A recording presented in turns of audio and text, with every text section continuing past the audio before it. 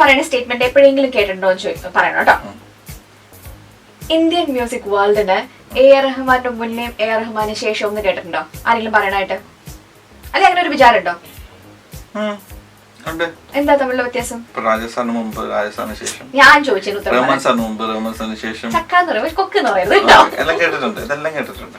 എന്താ തമ്മിലുള്ള വ്യത്യാസം? AR റഹ്മാന് മുന്നേ AR റഹ്മാന് ശേഷം ടോട്ടലി എന്താ പറയാ, ഒരു ഇൻഡസ്ട്രിയിലെ കൾച്ചർ തന്നെ മാറ്റി, റെക്കോർഡിംഗ് സിസ്റ്റം തന്നെ മാറ്റി, പുതിയൊരു ചിന്താഗതി, ആശയം, സൗണ്ടിങ് എല്ലാം മാറി, പുതിയ രീതിയിൽ ഒരു അപ്ലിക്കേഷൻ വരിക മലയാളം അല്ലെങ്കിൽ ഏതൊരു ഇൻഡസ്ട്രിയാലും. അതിലോട്ട് ഇവരുടെ കോൺട്രിബ്യൂഷൻ വളരെ കൂടുന്ന ഒരു അവസരത്തിലാണ് ഇവർക്ക് മുമ്പും ഇവർക്ക് ശേഷവും ആണല്ലേ? അങ്ങനെയാണെങ്കിൽ മലയാളം ഈ പാട്ട് ഇൻഡസ്ട്രിയിലും ഇതുപോലെ തന്നെ ഗോപി സുന്ദറിന്റെ മുൻപേയും ഗോപി സുന്ദറിന്റെ ശേഷവും എന്ന് പറഞ്ഞിട്ട് അങ്ങനെ കേട്ടിട്ടുണ്ടോ? അത് ഏത് വിവരദോഷിയാണ് അത് പറഞ്ഞതെന്നാണ് എനിക്കറിയുന്നത്. ഞാനല്ലേ പറഞ്ഞത്? അല്ല, ഇത് മറ്റുള്ളവർ പറഞ്ഞാൽ കേട്ടിട്ടുണ്ട്. അതൊരു കിംവദന്തി മാത്രമാണ്.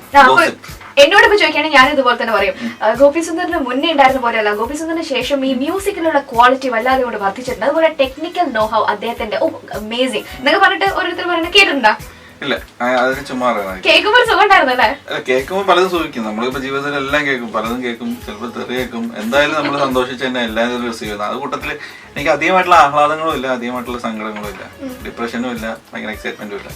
പക്ഷെ ഒരു കാര്യത്തിൽ സന്തോഷമുണ്ട്.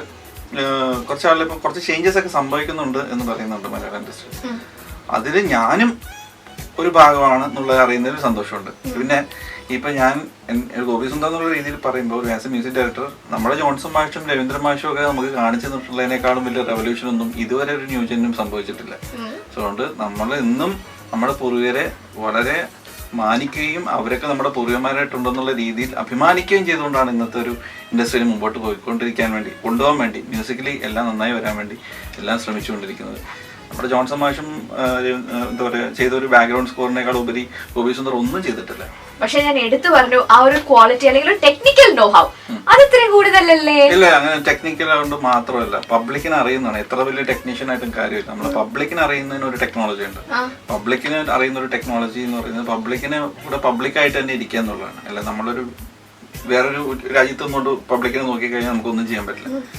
നമ്മളും പബ്ലിക്കിന്റെ കൂടെ തന്നെ അവർ പോകുന്ന ചായക്കടയിൽ പോയി ഭക്ഷണം കഴിക്കുക, അതൊക്കെയാണ് നമ്മൾ മാക്സിമം പബ്ലിക്കിന് നമ്മളൊരാളായി പബ്ലിക്കായി മാറുമ്പോഴാണ് പബ്ലിക്കിന് എന്താ വേണ്ടതെന്ന് നമുക്കറിയുള്ളൂ. സോ അതുകൊണ്ട് തന്നെ ആയിരിക്കാം എൻ്റെ പാട്ടുകൾ ആൾക്കൂടെ ഇഷ്ടപ്പെടാനുള്ള reason. That doesn't mean that I am very technically good or maybe I am good at music or anything. I am trying to be a public and do what എനിക്ക് എന്നെ കൊണ്ടാവുന്ന രീതിയിലെല്ലാം പബ്ലിക്കിന് വേണ്ടുന്ന രീതിയിൽ എൻ്റെ കലാസൃഷ്ടിയെ മാറ്റി കൊടുക്കുന്നു എന്ന് മാത്രമേ ഉള്ളൂ. വലിയ വലിയ നല്ല ആക്ടേഴ്സ് ഒക്കെ പറഞ്ഞിട്ടുണ്ട്, ഒരു നല്ല ആക്ടറിനെ എപ്പോഴും ആൾക്കാരെ പല രീതിയിലുള്ള ആൾക്കാരെ കണ്ടാലോ അല്ലെ അവരുടെ കൂടെ നിന്നാലോ അവരെന്താന്ന് അറിഞ്ഞാൽ മാത്രമേ അതുപോലെ ആക്ടിങ് ചെയ്യാൻ പറ്റുള്ളൂ എന്ന്. അപ്പൊ അതുപോലെ തന്നെയാണോ ഒരു മ്യൂസിക് ഡയറക്ടർ എന്ന് പറയുമ്പോൾ നല്ല നല്ല മ്യൂസിക് എവിടുന്നാ എടുക്കണത്? അങ്ങനെ മ്യൂസിക് എടുക്കണല്ലോ. മ്യൂസിക് ഇപ്പൊ എന്താ പറയാ, ഒരു സ്ക്രിപ്റ്റ് ഉണ്ടാവും. ആ സ്ക്രിപ്റ്റിന്റെ ഒരു ചട്ടക്കൂടുണ്ട്. ആ സ്ക്രിപ്റ്റിന് അതിന് ചേരുന്ന രീതിയിൽ നമ്മളുടെ അറിവും നോളജും ഒക്കെ എല്ലാം മാറ്റി വെച്ചിട്ട് ആ സ്ക്രിപ്റ്റിന് എന്താണ് വേണ്ടതെന്നുള്ളടത്ത് അതിനോട് ചിലപ്പോൾ ഒരു ടിങ്കിൾ ടിങ്കിൾ ലിറ്റിൽ സ്റ്റാർ ആയിരിക്കും അതിന് വേണ്ടത്.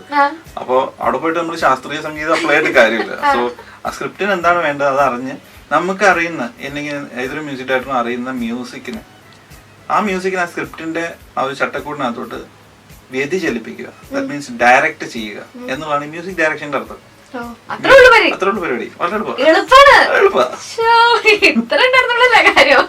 നമസ്കാരം, ഞാൻ ഗോപി സുന്ദർ. ഈ ആഴ്ച നമ്മുടെ റേഡിയോ മാംഗോയിൽ ഞാൻ ഉണ്ടാവും. സ്പോട്ട്ലൈറ്റ് ആണ് ഉണ്ടാവുന്നത്. സോ ശാലിനി എൻ്റെ കൂടെ ഉണ്ട്. So hope you will enjoy.